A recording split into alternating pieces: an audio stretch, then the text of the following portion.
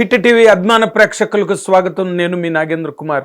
నిన్ననే మన ఇండియన్ హెర్క్లిస్ ప్రభాస్ గారు, మారుతి అండ్ టీజీ విశ్వప్రసాద్ గారి కాంబినేషన్లో వచ్చిన రాజా సాబ్ సినిమా ప్రీమియర్ చూడడం జరిగింది. అభి దేఖ్ లీజియే.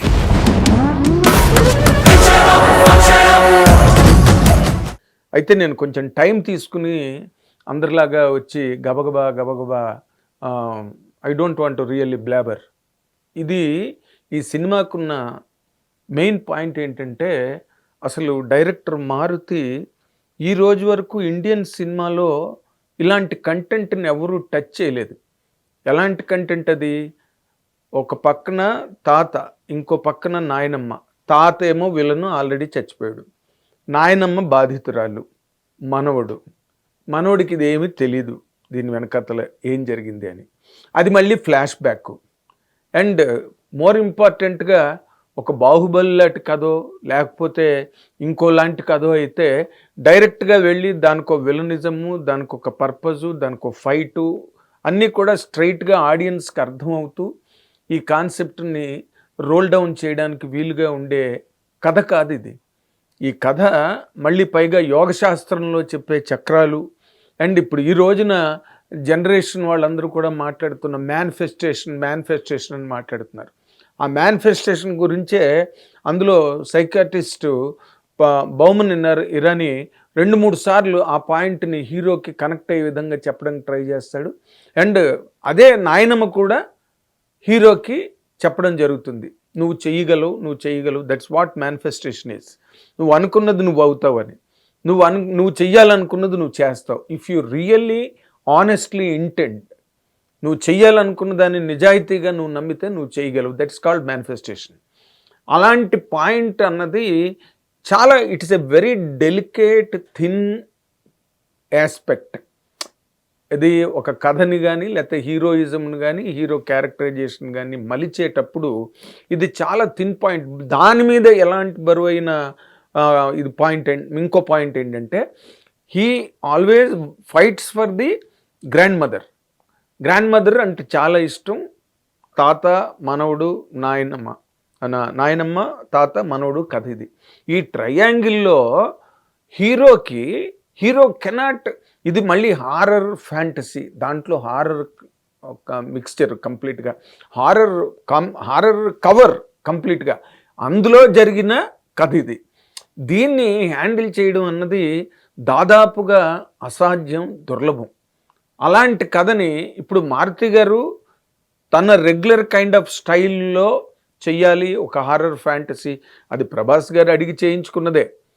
ఇప్పుడు ఈ రోజున మనం మారుతి గారు వరస్టు లేకపోతే ప్రభాస్ వేస్టు, టీజీ విశ్వప్రసాద్ గారు ఆయన వేస్టు అని మాట్లాడడానికి అవకాశం లేదు ఇందులో.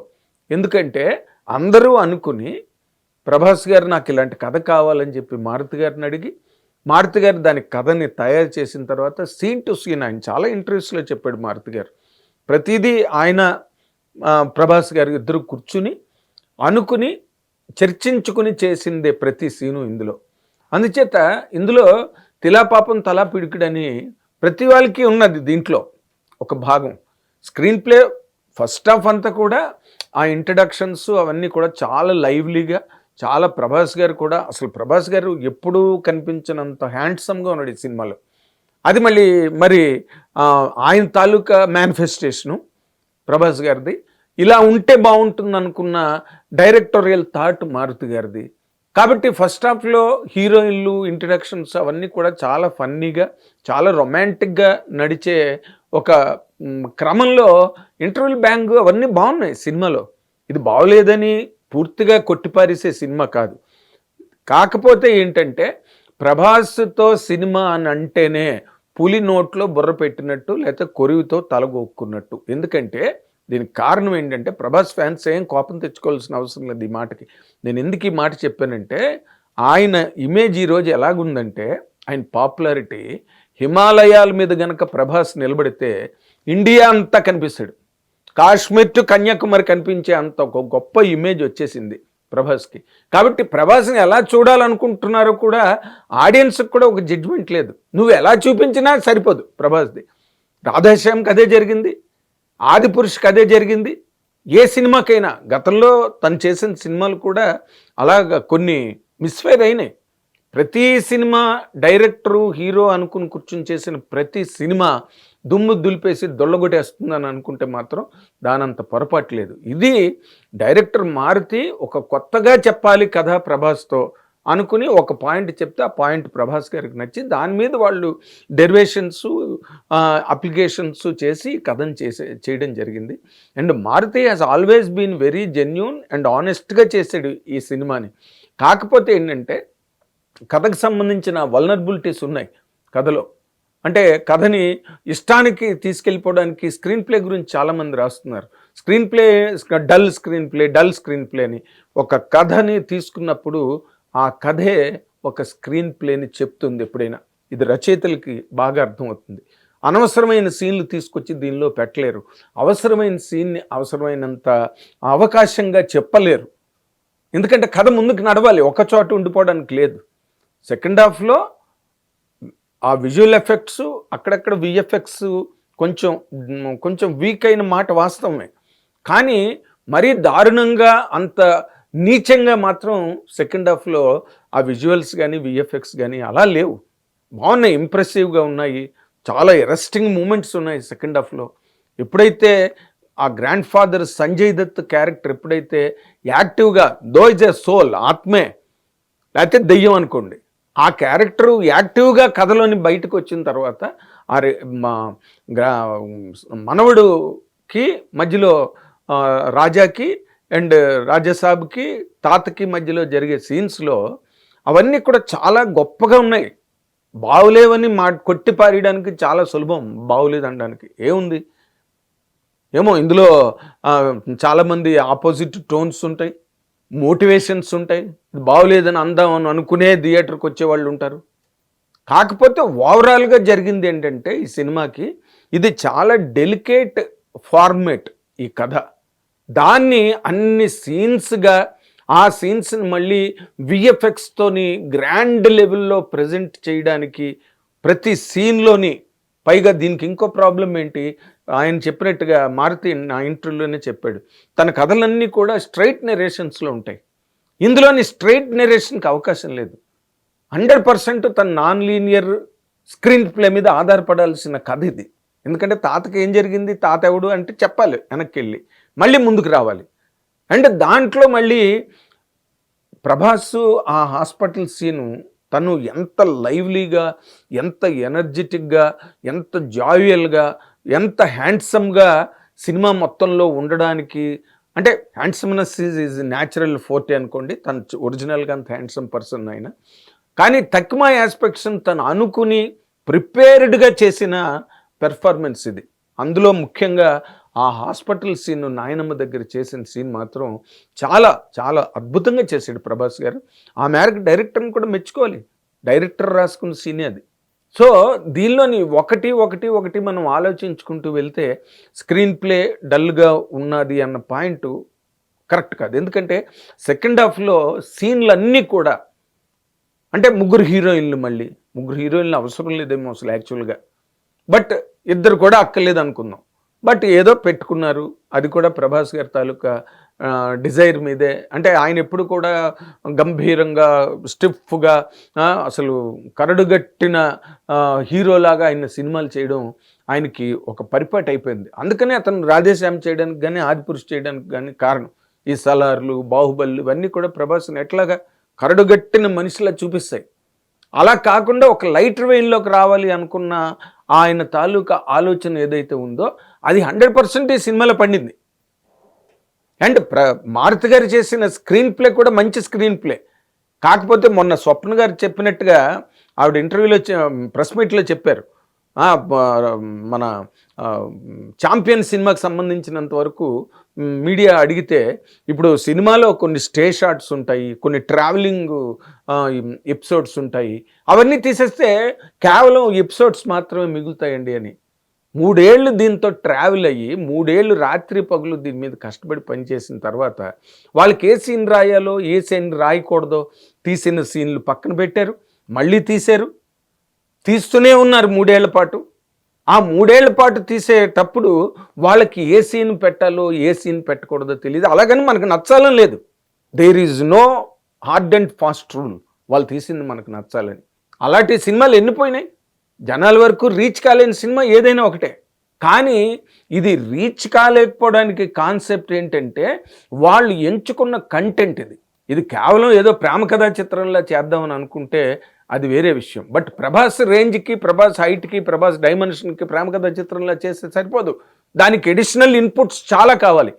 ఆ ఇన్పుట్స్ అన్నీ దానిలోని ఇన్కల్కేట్ చేయడానికి, దానిలో అమర్చడానికి మారుతి గారి తాలూకు నరాలు తెగిపోయి ఉంటాయి. డైరెక్టర్గా నేను ఆ కాన్సెప్ట్ని నేను మాట్లాడుతున్నా, మారుతి కాకపోతే XYZ. కాబట్టి మనం పూర్తిగా దీన్ని కొట్టిపారేసి తీసిపారేసే సినిమా కాదు. కాకపోతే ఆ కథ అలాంటిది, ఆ కంటెంట్ అలాంటిది. ఆ కంటెంట్కి తగ్గట్టుగా సీన్లు రాసుకున్నారు. మరి తాతను చంపాలి, లేకపోతే నాయనమ్మ బతకదు, చచ్చిపోయిన ఆత్మను చంపడం ఏంటి? ఫిగరేటివ్ సెన్స్లో అసలు ఆ ప్యాలెస్, ఆ సీన్స్ ఎలా ఉంటాయి బిగినింగ్ నుంచి. కోర్స్ వాళ్ళు చేసుకున్న దాంట్లో ఒక సప్తగిరి కానీ, ఓ సత్య కానీ వాళ్ళు క్యారెక్టర్లు అంత గొప్పగా సపోర్ట్ కాలేకపోయాయి సినిమాకి, కథకి. ఎందుకంటే వాళ్ళు రాసుకున్నది అదే. Because it has to come to Prabhas. Prabhas దగ్గరికి వచ్చేయాలి, ప్రభాస్ చెయ్యాలి, ప్రభాస్ నిలబడాలి, ప్రభాస్ కొట్టాలి, ప్రభాస్ గెలవాలి. ఇది సినిమా. దేని మీద అందులోని అంత యాక్టివ్ విలనిజం లేదు. ఎందుకంటే ఆ కథ లాంటిది, చచ్చిపోయిన తాత కథ. కాబట్టి దీన్ని మనం ఏదో ఒక సినిమా మన మీద పడగానే, దీన్ని ఇందాక చెప్పాను కదా, ప్రభాస్ గారితో సినిమా అంటే చాలా రిస్క్ ఫ్యాక్టర్స్ ఉంటాయి అందులో. You cannot very easily convince. ఒక టైంలో అమితాబ్ బచ్చన్ గారికి రచయితలు కథలు రాయమని చెప్పారు బాలీవుడ్లో. మా వల్ల కాదు, అమితాబ్ బచ్చన్కి మమ్మల్ని కథ అడగండి. ఆ టైంలో చాలా స్లాక్ పీరియడ్ అమితాబ్ గారు లాంటి హీరో కూడా చవి చూశాడు. బట్ మారుతి గారు చేసింది ఏంటంటే, తను ప్రభాస్ గారి కోరిక మేరకు తను కొత్తగా చెప్పాలి, కొత్తగా చూపించాలని ట్రై చేశాడు. అసలు బేసిక్గా ఈ సినిమాలో తక్కువన్నీ పక్కన పెట్టి అసలు తమన్ మ్యూజిక్ మాత్రం హారిబుల్ హారిబుల్ హారిబుల్. ఒక్క పాట బాగలేదు, ఒక్క పాట అర్థం కాలేదు. డైలాగులు, సీన్లో ఉన్న డైలాగులను డామినేట్ చేస్తూ ఆర్ఆర్ ఏంటది, ఆర్ఆర్ ఏంటి, ఆ సౌండ్ ఏంటి, దాన్ని ఎక్కడో కంట్రోల్ చేయలేపారు. ఎందుకంటే మొన్న ఫంక్షన్లో కూడా ప్రభాస్ గారు ఒక మాట చెప్పాడు, ఇంత సౌండ్ పోయాలంటే తమను తప్పితే ఇంకెవరు లేరని. సో ప్రతిదాన్ని నమ్మి చేయడం జరిగింది. చాలా సీన్లు తీసి మళ్ళీ పక్కన పెట్టారు, కొత్త సీన్లు తీశారు అని ఇండస్ట్రీ అంతా మాట్లాడుకున్నారు. 3 ఏళ్ళు ఎందుకు పడుతుంది లేదు దానికి? విశ్వప్రసాద్ గారి సైడ్ నుంచి ఆయన పెట్టవలసిన ఇన్వెస్ట్మెంట్స్ కానివ్వండి, ఆయన పెట్టవలసిన పేషెన్స్, సహనం, ఓర్పు, డబ్బు పెట్టి చేసిన సినిమా ఇది. అలాగని వాళ్ళు అంత కష్టపడ్డారని కాబట్టి మనం సినిమాకి వెళ్ళి బాగా ఎంజాయ్ చేసి వచ్చేస్తాం, అదిరిపోతుంది సినిమా, మీరు అందరూ కూడా మెచ్చుకోండి, నచ్చుకోండి అన్న కాన్సెప్ట్ కాదు అది. ప్రతి సినిమా చిన్నదైనా పెద్దదైనా చాలా కష్టపడి చేస్తారు. రాజు వెడ్స్ రాంబాయికి దానికి ఉండే సీత కష్టాలు సీతవి, పీత కష్టాలు పేతవి అని. ఈ చిన్న సినిమాకు ఉండే ఇబ్బందులు చిన్న సినిమాకు ఉంటే, పెద్ద సినిమాకు ఉండే బాధలు పెద్ద ఉంటాయి. ప్రభాస్ సినిమా అది కాదు. ఈ సినిమాకి సంబంధించినంత వరకు అన్ని కంటెంట్ ఎలిమెంట్స్ అన్నీ బాగున్నప్పటికీ కూడా ఆ కంపోజిషన్స్లో వాటిని పర్ఫెక్ట్గా ఒక ఆర్డర్లోకి తీసుకొచ్చి చెప్పడంలో మాత్రం కొంతవరకు వల్నరబిలిటీస్ ఉన్నాయి. అది ఆ కథని అంతకన్నా చేయలేరు. ఒక్క మారుతి గారినే ఇందులోని నిందించి మారుతి మీద అందరూ పడిపోవలసిన అవసరం లేదు. అది అందరూ అనుకుని చేసిన సినిమా అది. హీరో గారు, డైరెక్టర్ గారు, ప్రొడ్యూసర్ గారు అందరూ అనుకుని ఈ సీన్స్ ఈ అన్నీ కూడా చేయడం జరిగింది. కాబట్టి ఈ సినిమాలో ఉన్న ప్రాబ్లమ్స్ ఉన్నాయి. వాటిని అధిగమించడానికి వాళ్ళు పడ్డ కష్టం ఏదైతే ఉందో సినిమాలో, అది కరెక్ట్గా మెటీరియలైజ్ అవ్వాల సినిమాలో. అది నా తాలూకా ఒపీనియన్ సినిమా మీద. రేపు అది 100% రేపు రాబోయే జనరేషన్స్కి బాగా నచ్చుతుందేమో కూడా.